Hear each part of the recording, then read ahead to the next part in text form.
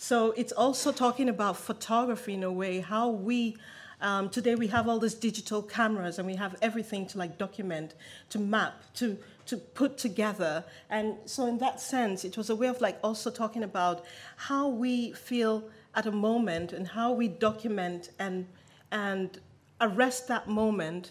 But at the same time, maybe in a few years when I go back there, that palm tree will not be there anymore. Maybe the old house will be renovated. And maybe the mountain, I don't know, you see little houses growing on it. So it was a way of like stopping a moment and mapping it with time, and then sharing that moment with other people. So about 300 people, 340 people have this image signed at that point in time with a title, and they can have that moment they've shared with me and they've shared with the space. I will just move on with the images. So we have like, I'm not good with like, so this was during the opening and giving out the images. Next one.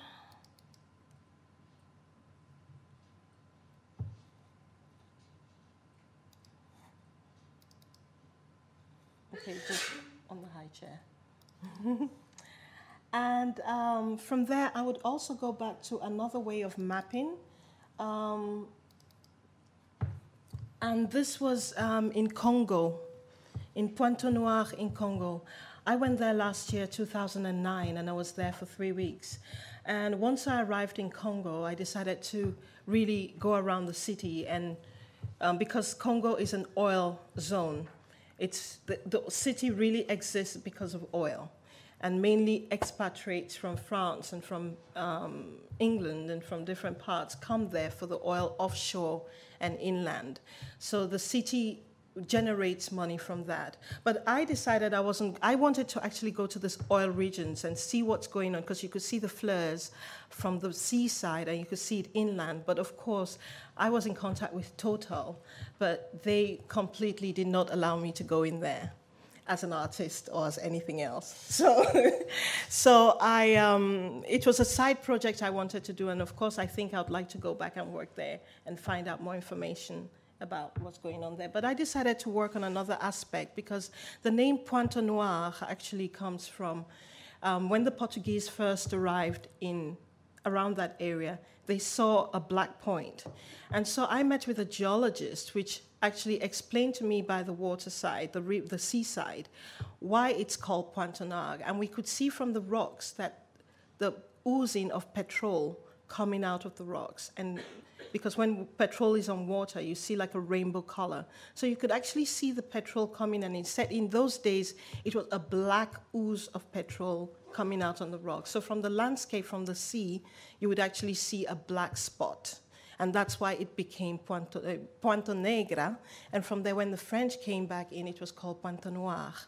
And so I decided I would then work more or less with the geographical aspects of it.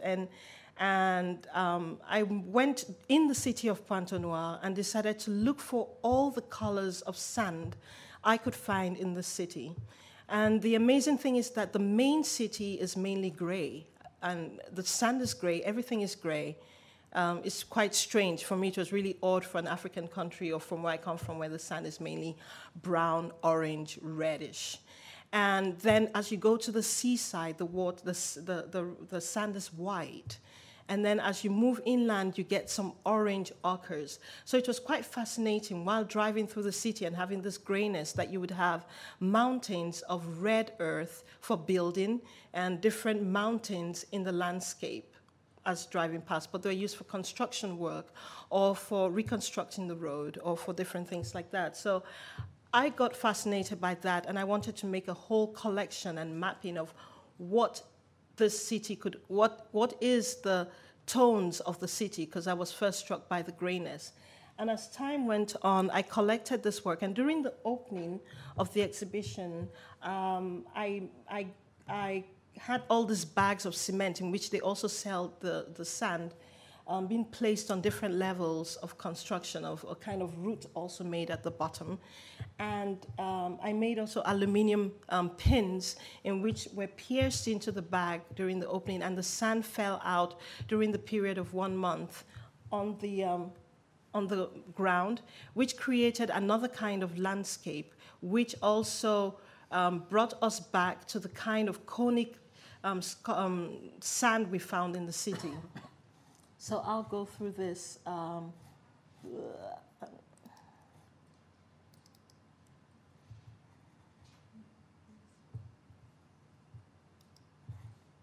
Sorry, I'm just going fast through the images. But if you'd like to see some of the works, it's good to also check my website. And you could get. And then there were bags also placed at the side of the opening of the exhibition, which during the period of the exhibition, the bags were refilled constantly, and all the colors were written, and they knew exactly where to put what.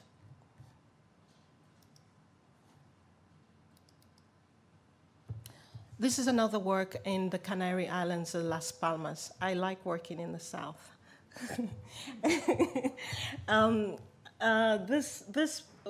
I arrived in the Canary Islands, and I was also interested in, it's almost in the same way as the other work, which is called Contained Measures of Pointe Noire, and this work is called Contained Measures of Land.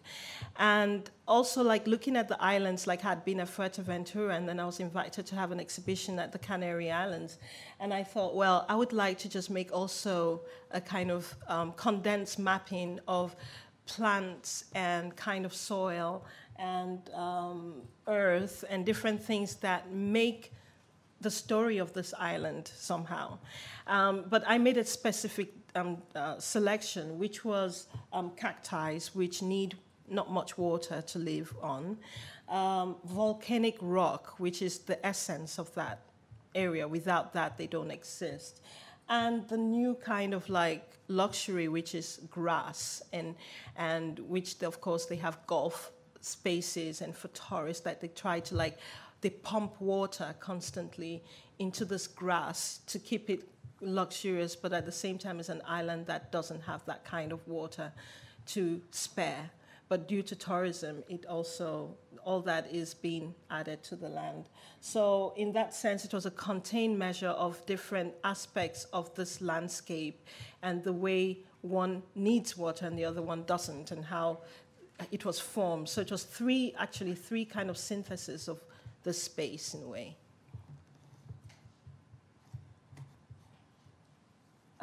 Yeah, I'll switch that off and then go to the next one.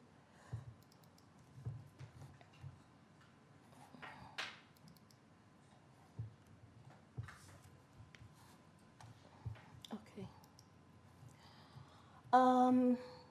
The next one, I will go, because I'm talking of the Canary Islands, I will go to Alterscapes.